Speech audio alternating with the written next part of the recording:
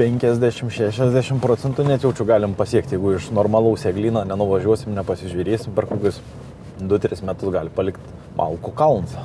Jeigu stovinti eglė, kaip pavyzdys, dar kai jinai pradeda, tik tais ją užpuola, kai tik visas procesas prasideda, dar gali naudą gauti. Bet jau kai pradeda pastovi kokius 2-3 metus, jinai vienas dalykas prarand savo fizinės savybės, vėjas dažniausiai jas išverčia, per pusę jos perlūžt. Kaip pavyzdys, padarai plyną kirtimą ir užmiršai. Ateisi ir pamatysi rezultatą po 20-30 metų ir jisai sąlyginai bus geras. Bet jeigu nori geresnės kokybės mišką užauginti, tu jį turi vis tiek pridėti